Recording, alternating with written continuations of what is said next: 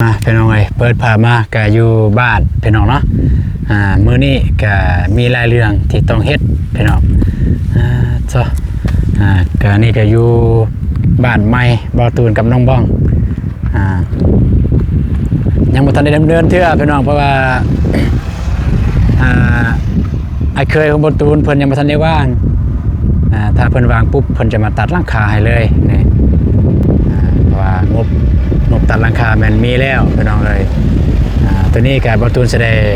เลยพี่น้องเนาะเอาก่อนสิเข้าเรื่องเข้าราวก็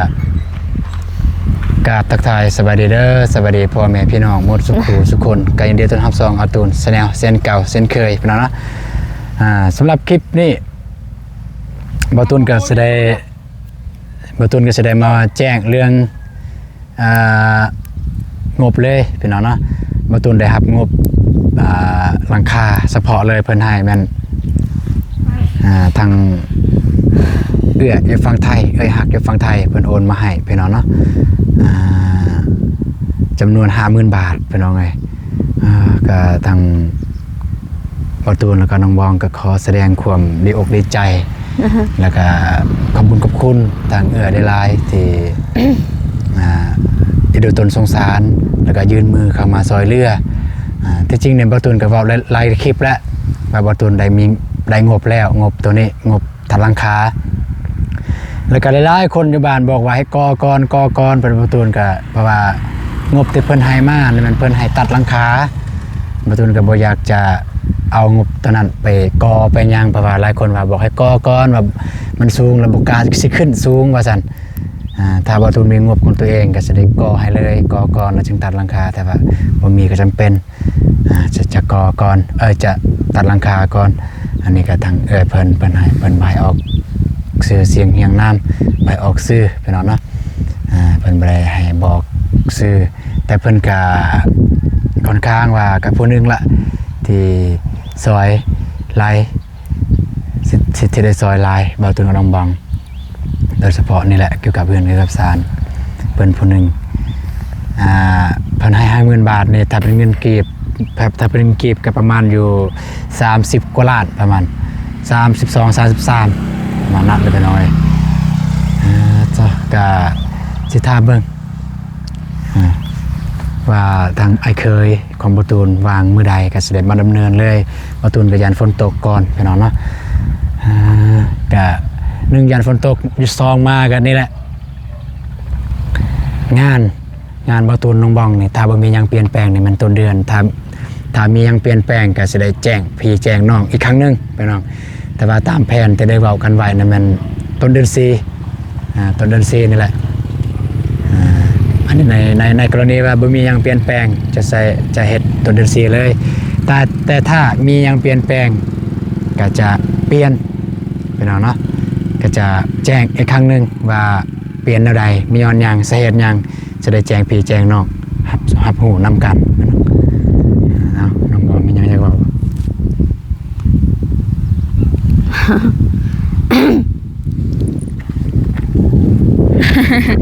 มีอะไรอยากจะพูดไหม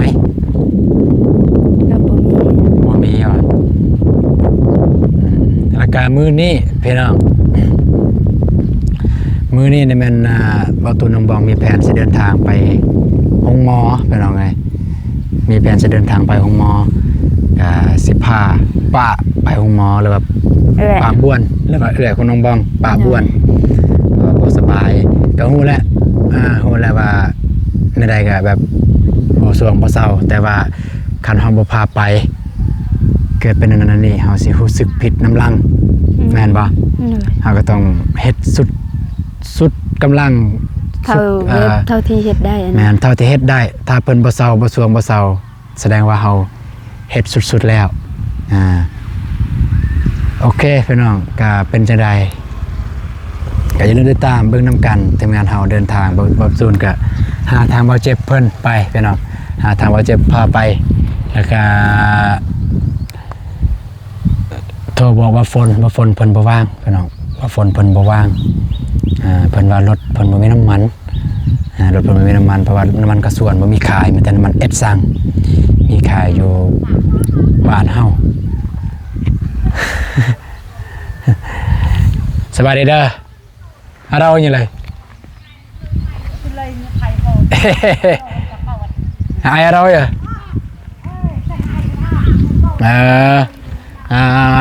แต่ว่าเจ็บคอ เพิ่นมาเบิ่งพี่น้องเพิ่นมาแต่ห้องหมอก็บ่ฝนมาเป็นน้ำมันก็เลยจำเป็นต้องได้บ่เจ็บคือเก่าบ่ทนก็เกรงใจมีแต่อาศัยบ่เจ็บเพิ่นโอเคพี่น้องก็บ่ว่ากันแต่ว่าในระหว่างรอถามบ่เจ็บเพิ่นเพราะว่าบ่เจ็บเพิ่นไปทงหวายซื้อ เป็นหยัง เพิ่นไปซื้อข้าวให้น้องโมเพิ่นซื้อข้าวให้น้องโมบ่ตูน ไปแต่เช้าเลยบ่ แม่น ไปผู้เดียวบ่ ไปผู้เดียวเลยซื้อข้าวให้น้องโมเพิ่นอันนี้ในระหว่างรอทานนี่บ่ตูนกับน้องบองก็มีดังเพิ่นออกเครื่องที่ได้รับเมื่อวานนี้ โดย เครื่องผู้ใดชื่อบ่ เพิ่นซื้อสกิ แม่น บ่ฮู้ว่าสิเอิ้นเอื้อยหรือเอิ้นน้อง ซาวกี้เอื้อยน่าจะเอื้อยแหละเพิ่นซื้อกี้ซาวกี้ปุกกี้นี่แหละซื้อเพิ่นปุกกี้แต่ว่าจุคอยมักเอิ้นกี้กี้พอดีแม่เพิ่น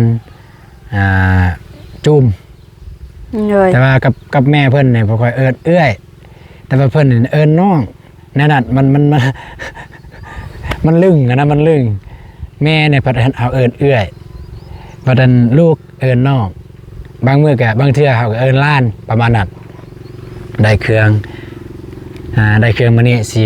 ไปให้ผู้ใด สิไปให้ซองเท่าผู้ที่เจ็บประโดงหั่น สองเท้าพิการเนาะ เลย เพราะว่าในทางมื้อนั้นว่าสองเท้าพิการว่าบ่มี บ่มี เค เค รื่อง รื่องใช้ บ่ คือ มีเค แบ รื่อบ ง ว่า ใช้ เฮาคือแบบว่าเฮาก็ไป2เทื่อแล้วแต่ว่ายังใช้แบบเครื่องเก่า แม่นโอเคมื้อนี้ก็พอดีได้เอามัดหนึงมาเลย เพราะว่ามันบ่แม่นแต่ซองเท่าได้อยู่เฮือนหั่นมันมีซองเท่าซองคนแล้วก็มีลูก มีร้าน แล้วก็มีลานอีกเลนนั่นเป็นลานเลนเพราะฉะนั้นเขาบอกว่าในมัดนั้นจะมีเสือเด็กน้อยหรือบ่ยังไม่ทันได้แกะเบิ้ง เพราะว่าเป็นมัดทางซาวกี้เพิ่นได้มัดไว้ก็ไม่แต่ว่าสิพาพี่พาน้องไปเบิ้งนำกันเลยตอนนี้ก็เครื่องพุ่นพี่น้องเอาสิไปเอาเครื่องกัน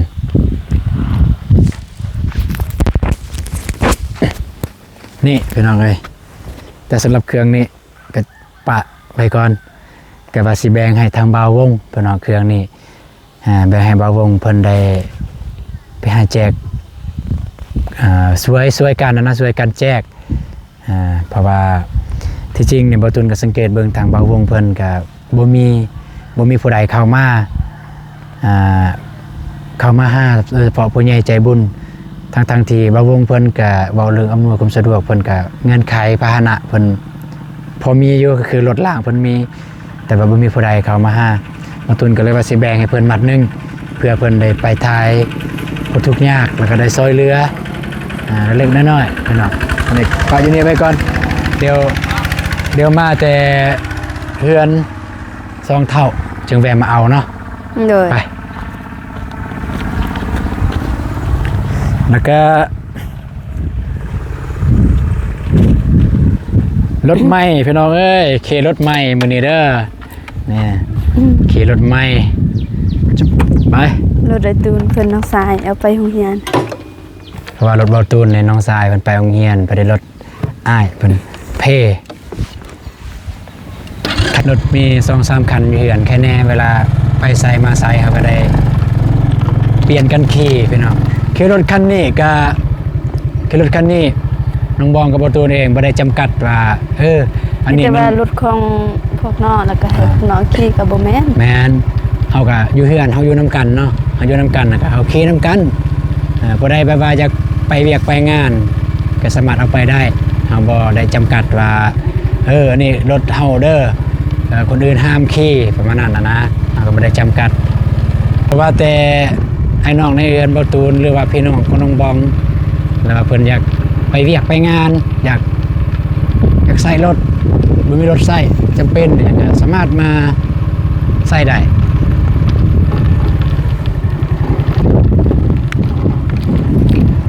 น่าสิถ่ายบ่ ถ่ายเลยให้ได้เวลา พูนฮอตแล้ว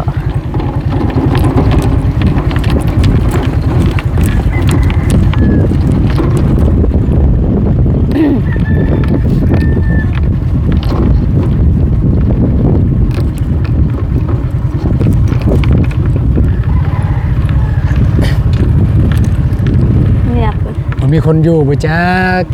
เพื่อนเนี่ยไปเบิ่งไปเบิ่งฮัลโหลมีคนอยู่ป่ะฮะมึงไงฮะแกไปไงมึงเหรอโอ้ยังพอเถ่ามาอุ๊ยเจ้าขึ้นมา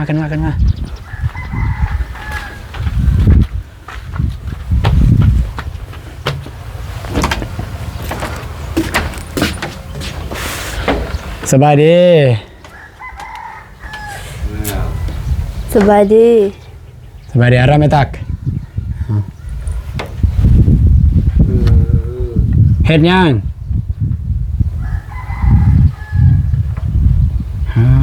เพิ่นอยู่ผู้เดียวนี่พี่น้องเสื้อเก่าเสื้อทรงเก่าเลยบ่ได้เปลี่ยน cháu ấy lên ở đâu vậy? บัลเลย Hả? Mà người tên họ chiều tầm này là เยอะบัลเลยล่ะเยอะกันหนาฮะ đồ mà tụt chiều ฮะ เดี๋ยวเว้ย เยอะกันหนาฮะเฮ็ดก่อนไหมเว้ย tao vào quật ไปประกวด ไปหมอ mình vào quật thì bị phết mà hay là cái chiều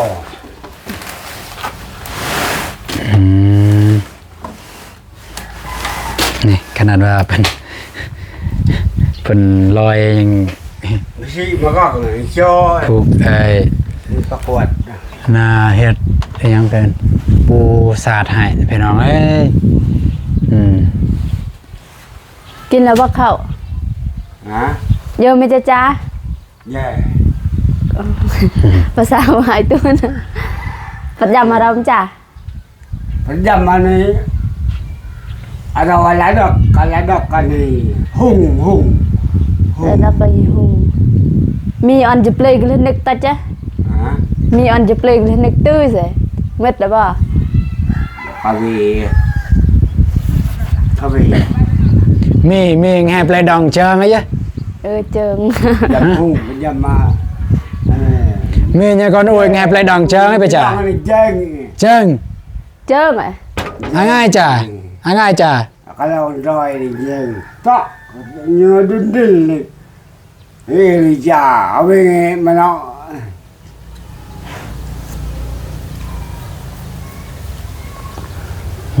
มีกับใครที่เขาซื้อมานั่นทางพอเพิ่นวางเม็ดแล้ว ลานหลักไปกิน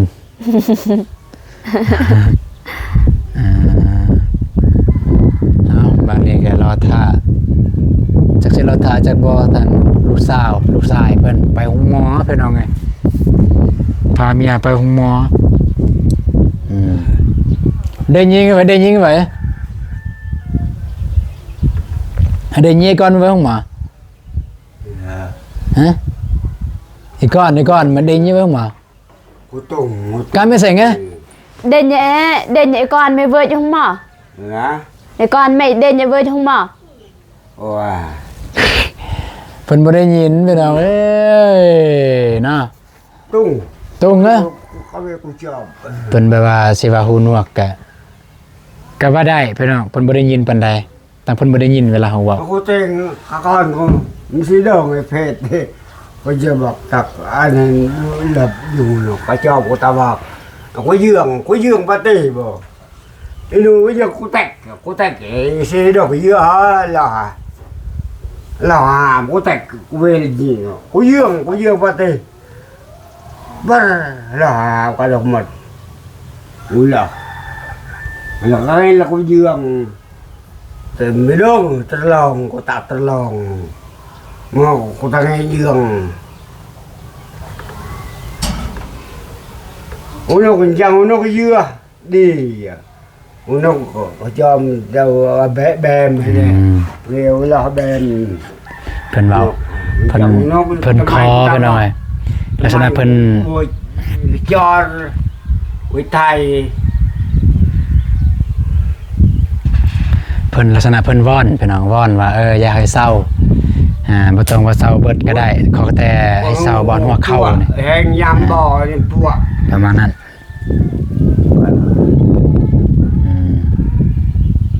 แว่บ่ห่มดากอ่ะ ก็ เป็นยังไงห่มดากอ่ะ ยังไงพี่ยัดด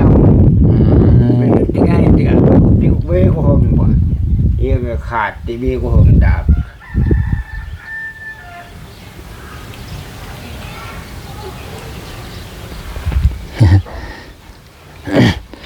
ลูกเมียเพิ่นมาอยู่พี่น้องลูกเมียไปห้องหมอ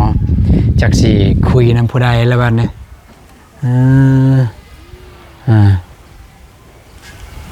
บ่ฮู้สิเว้านำผู้ใดบ่มีคนเว้าบาดนี้ เฮ้ยมันปรากฏตักดูตักก็ไม่ลอยมันบอกเขาอยู่เต็มบ่อยมันปรากฏก็ลอย เพราะว่าลูกเมียบ่อยู่บ่ฮู้สิเว้าสิว่าจังได๋พี่น้องเอ้ยจ้ะนี่เอ้าก็ในระหว่างคิดว่าสิลองรอท่าก่อนถ้าบ่ดนก็ จอมบ่อย ถ้าบ่ดนก็ ปรากฏแล้วก็จะไม่ตักก็น้องกัน สิได้ถ้าดนก็สิได้กลับก่อนพี่น้องแต่ว่านี่อยู่เฮือนเพิ่นก็จะใส่ ปรากฏไงเพศ แผงโซลาร์เซลล์พี่น้อง ลายก็ตัก คือบ่เอาจากเฮือนพี่น้องแน่เนาะปาด เพิ่นใส่แผงโซลาร์เซลล์ไฟเฮือนนี่ก็เป็นหนี้เป็นสิน30 ล้านเบิ่งเฮือนเนี่ยบ่มีประตูเลยบ่มีบังเอี่ยมเลยเฮือนนั่นนี่เพราะว่าเพิ่นเฮ็ดสำแบบเพิ่นเฮ็ดเพิ่นอยู่ได้นะแต่ว่ามันจะบ่มีไม้เนี่ยบ่มีไม้เขตบ้านเนี่ยบ่มีไม้แบบประเภทว่าไม้เหี้ยไม้ไฟบ่ไม้พุ่งถ้ามีมันจะเป็นเฮือนแบบนั้นถ้ามีแต่ว่าบ่มีอยู่นี่ถ้าบ่ได้สิเฮ็ดเฮือนคือต้องเฮ็ดเฮือนใหม่เลยแล้วก็ต้องได้ซื้อใหม่ก็จังซี่แหละบ่เอามาขายต้องได้ซื้อเพิ่นโอเคพี่น้องเนาะก็รอท่าบ่ได้ อัด พี่ ตะ น้อง กี้อ่ะ รอท่าบ่ได้ก็สิเอาเครื่องให้ทางพ่อเฒ่าเพิ่นเลยแต่บ่ฮู้ว่าเพิ่นมีตัวใดคือถือเพิ่นแน่แล้วก็สิให้เพิ่นลองนุ่งเบิ่งไปเพราะมันสิขาดจับตัวเสือเลยก็ได้นี่จับนี่เลยอุ้ม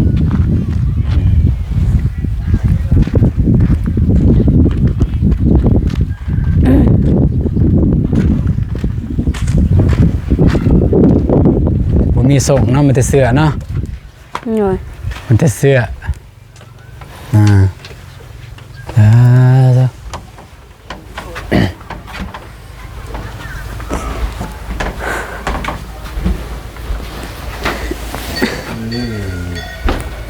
แวะสงครับแหมแวะ เราเนาะ แวะสงครับแหมฮะ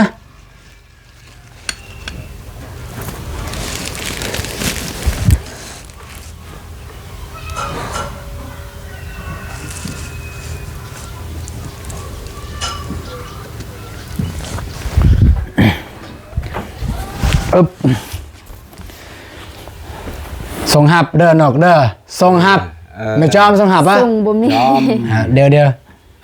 ขออนุญาตเด้อพี่น้องเด้อสีเว้าให้แห้งดังๆเพราะว่าพอเฒ่าเพิ่นหูหนวกเพิ่นบ่ได้ยินต้องได้เว้าต้องได้ห้องใส่เพิ่นจึงได้ยินสิแกะให้เพิ่นเลยตัวใดแนบเพิ่นใส่ถูก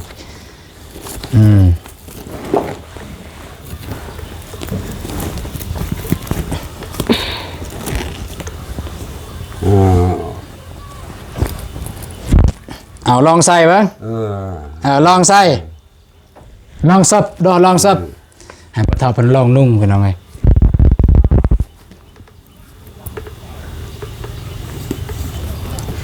บ่10นี่10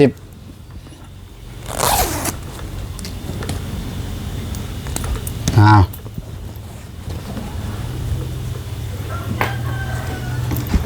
จอมไหมสับปะเป็นบ่บ่เป็นแล้วสินุ่งให้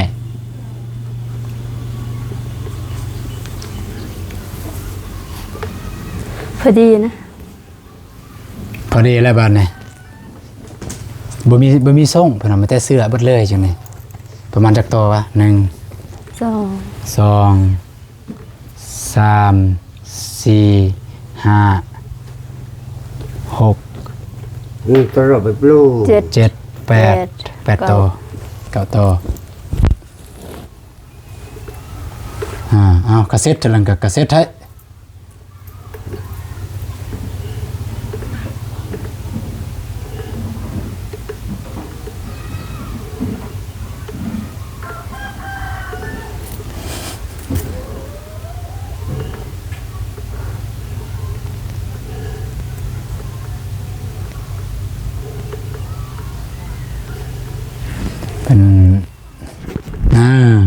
เป็นเก่ง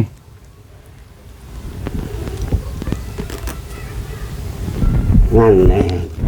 หาผู้งานนี่ก็ว่าเยสยัง พันนะฮอด เพิ่นว่า เว้นอุ่น มาตัวโอ้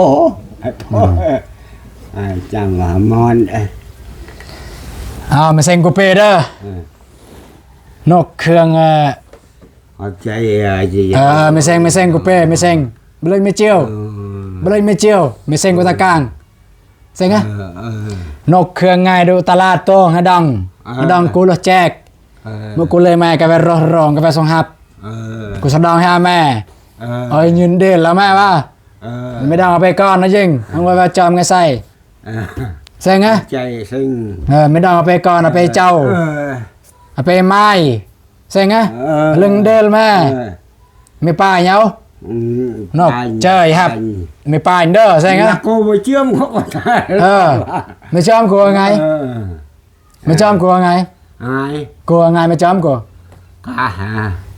เคยมันตัวหมูจำกา hả เคยมันตัวหมูกูจำกา biết cô ta mua một cái cô cho mà mày อาตูนเด้อน้องอาตูนอาตูนเจอไม่จอมอาตูนเป็นบ่หูไปนะโอเคเอาเมียนไว้เด้อไม่ป้ายเด้อใส่ไงก่อนให้เจ้าเดลใส่ไง sinh คือบักตูนบอกเพิ่นว่าเครื่องนี้แม่นเครื่องของแม่ของน้องฮักและฮักอยู่ตลาดเพิ่นให้บักตูนมาแจกว่าเพิ่นบริจาคแล้วก็บอกทางพ่อเฒ่าเพิ่นให้แบ่งกันลูกหลานอยู่ในเฮือนนี้แล้วก็เมียแบ่งกันนุ่งพลโต2โตเพราะว่าบ่มีไผรับเครื่องตอนนี้ได้ผู้ที่เว้าได้แน่ผู้ที่ฮู้ความแน่ก็บ่อยู่เป็นเอาไงไม่แต่เพิ่นเลือกแล้วนี่ไม่เลือกแล้วแม่ว่าไม่อยู่เด้อใช่ไงเอามาแล้วบ่ขึ้นมาขึ้นมา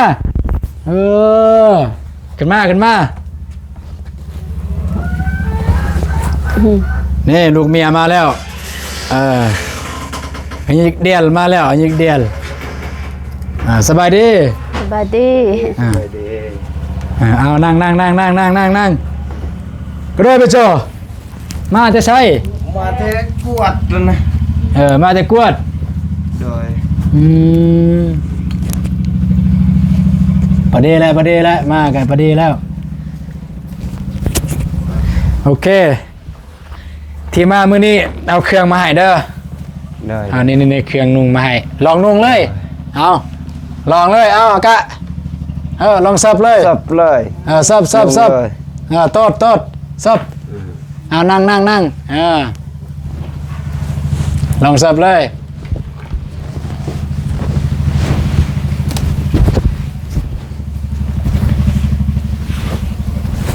พอดี thế vừa đi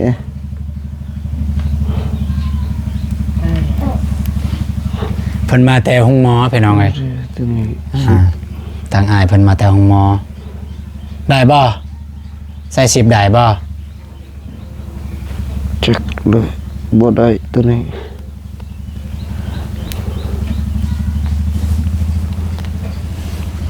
คันบ่ได้ก็นี่อันนี้ให้เมียก็ได้เด้อให้ลูกให้หลานก็ได้ให้เต้า เลย นี่เอาเบิ่งพูดน้อยๆหันมาลองนุ่งเบิ่ง ใส่ มานี่ ใส่ ตัวนี้พอดีนี่ ฮะ อันนี้พอดีเลย เยอะราคาจีนใหญ่ๆฮะ ตัน เจาะก็ เนาะ พอดี พอดีเลยตัวนั้น เดี๋ยวโจ นี่ โจสับ ให้เมีย สับ นี่ อะตบ่งี้เรื่อง ใบ บ่กำลังให้ถ่ายคลิปก็คือสับ เอาลองซับ สับอัดให้เด้ เอา อ มาเรียนหนังสือ ตาก ะยังบ่ทันเพียนนะ โอ้โตบ่มีโรงเรียนบ่อยู่กะลึม นี่แต่แบบมันเฮียนป .1 เฮียนโดย โอ้ตายแล้ว โรงเฮียนนะรอบ บ่เกี่ยวกับโรงเรียนเก่าหรือบ่เก่าโรงเรียนเก่าก็ตัวหนังสือคือกัน แม่นคือกัน ครูสอนอยู่บ้านหันนั้น อ้าวใส่10เบิ่งสิเบิ่ง อาทิตย์หนึ่ง งามบ่ งามแล้ว เอาลองใส่10เบิ่ง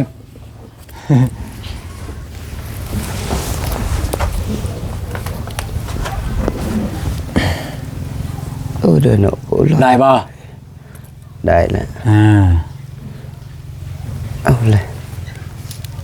เสื้อเนี่ยตามเบิ่งน่ะสิเป็นเสื้อมือสองเพิ่นเอาไงมันเป็นเสื้อมือห สิ นึ่ง มือซองก็ขอบใจแหละ เป็นเสื้อกระสอบพะนาเพิ่นเอาที่เอาเพิ่นเอามาขายนี่ ใจ แต่งามเลยหั่น งาม ล่อเลยเดิน มีแต่เสื้อเด้อบ่มีส่งเด้อ เด้อ เดี๋ยวมื้อหน้าถ้า เดิน ถ้ามีส่งสิเอามาให้อืมเมื่อกี้นี่บอกทางพ่อเฒ่าแล้วแล้วก็อันนี้สิบอกลูกทางลูกชายเพิ่นฟังเด้ออันนี้เครื่องเป็นเครื่องเอื้อยฮักอยู่ตลาดเด้อตลาดท่าแต้งเพิ่นซื้อเอื้อยจุ้มแล้วก็ซาวกี้ชื่อเด้อซาวกี้เอื้อยจุ้ม เดิน ชื่อว่า ชื่อ เพิ่นได้บริจาคเครื่องให้บ่าวตูนกับน้องบองเนี่ยไปแจกผู้ทุกข์ยากผู้คัดเคินบ่มีเครื่องนุ่งห่มก็เลยว่าบ่าวตูนน้องบองตัดสินใจเอาเครื่องมามัดหนึงเลยเนี่ยประมาณ10โตะเอามาให้กับครัวของอ้ายนะครับบอกกับทางพ่อเฒ่าแล้วแต่ว่าเพิ่นบ่ฮู้ภาษาลาวแต่ก็สิเว้านำลูกชายเพิ่นบัดนี้ก็ให้ทางอ้ายสมพร เดิน ขอบอกขอบใจเพิ่นเด้อแล้วก็อวยใส่ให้พรเพิ่นเป็นบ่ แบบว่า ขอบใจสบายดี นบ ผู้สวยผู้ดูแลเฮาคนทุกคนยากขอบใจ คนยาก สบายดีและ สบายดี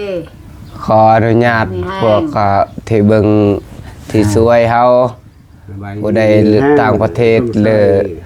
ลาวเลย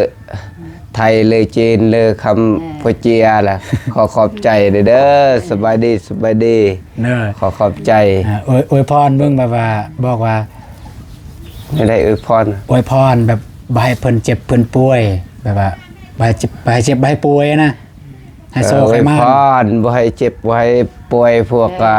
อยกะเอ สวยเหลือเฮาเด้อ เลือ อวยพรเด้อผู้ใดสวยผู้ใด เงินคำลังไหลเข้ามาก ำลังไหลเข้ามาน อนได้ ขอ เงิ บ น ใจ ปืน นอนได้เงินหมื่น ตื่นได้เงินแสน แสน เด้อ เงินล้าน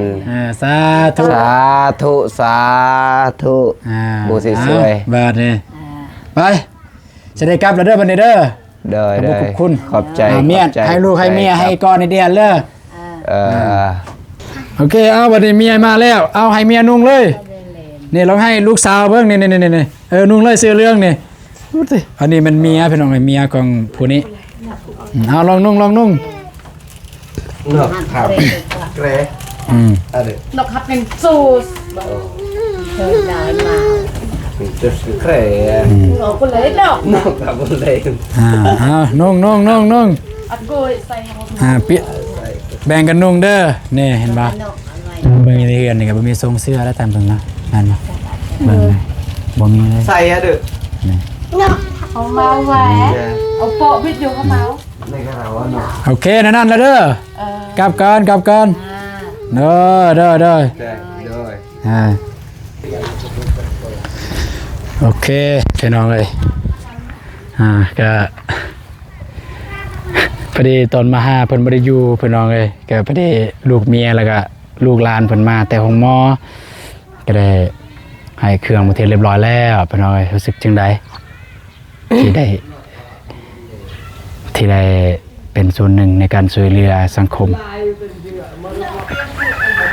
คำเดียวก็คือแบบรู้สึกดีใจ ดีใจเนาะ โดย เนาะโอเคพี่น้องเลยก็สำหรับคลิปนี้บ่าวตุนกับน้องบองก็จะได้จบคลิปเพียงเท่านี้ก่อนอื่นหมดก็ขอบคุณทางซาวกี้หรือว่าน้องซาวกี้แล้วก็จูมหลายๆเด้อที่ยื่นมือเข้ามาช่วยเหลือหรือว่าบริจาคเครื่องถึงว่าจะเป็นเครื่องมือสองแต่ว่ามันก็เป็นเครื่องที่งามสำหรับ